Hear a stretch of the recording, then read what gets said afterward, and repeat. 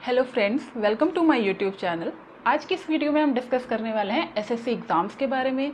इनके थ्रू कौन कौन सी गवर्नमेंट जॉब के लिए आप अप्लाई कर सकते हैं और उन गवर्नमेंट जॉब्स के लिए एलिजिबिलिटी क्राइटेरिया क्या है और एग्ज़ाम में क्या क्या पूछा जाता है। तो आइए चलिए शुरू करते हैं।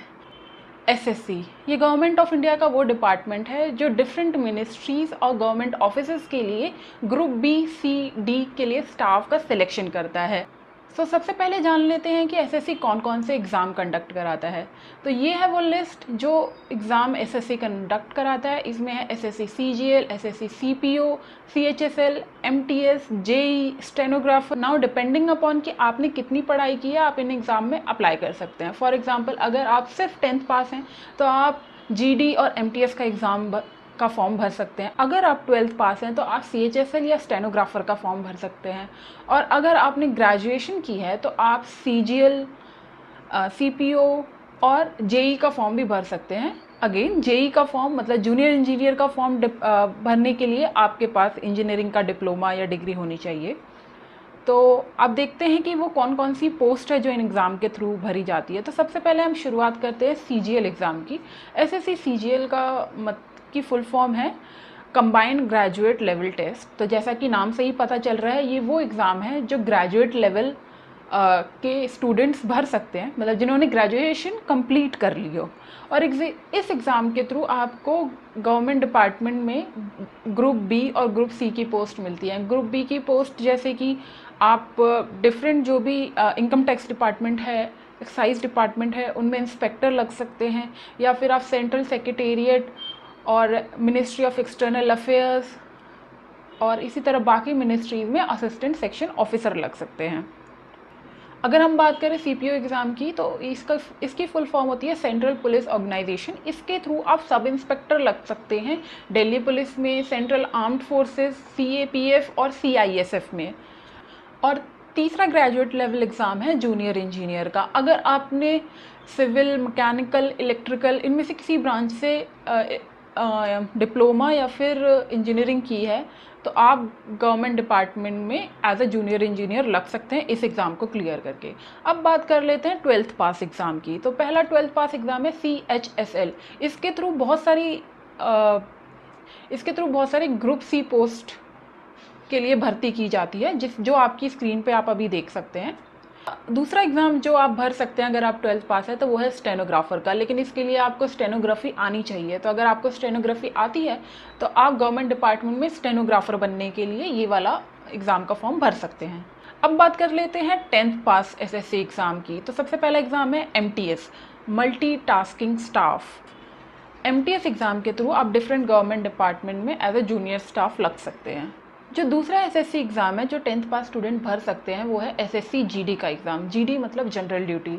इस एग्ज़ाम को पास करके आप पैरामिलिट्री फोर्सेस जैसे आईटीबीपी, एनआईए इन सब में कांस्टेबल के तौर पे लग सकते हैं। और असम राइफल्स के राइफलमैन की रिक्रूटमेंट भी इसी एग्ज़ाम के थ्रू हो सकती है। तो दोस्तों ये थे वो सारे एग्ज़ाम जो एसएससी कंडक्ट करवाता है और आप अपनी एजुकेशनल क्वालिफिकेशन के बेसिस पे इनका फॉर्म भर सकते हैं। आइए अब जान लेते हैं कि इन एग्ज़ाम में आखिर पूछा क्या जाता है। इन सभी एग्ज़ाम में 4 मेन सेक्शन पूछे जाते हैं, वो है इंग्लिश, मैथ्स, रीजनिंग और जनरल नॉलेज। जो इंग्लिश और मैथ्स है वो आपका 10th और 12th लेवल तक का ही पूछा जाता है।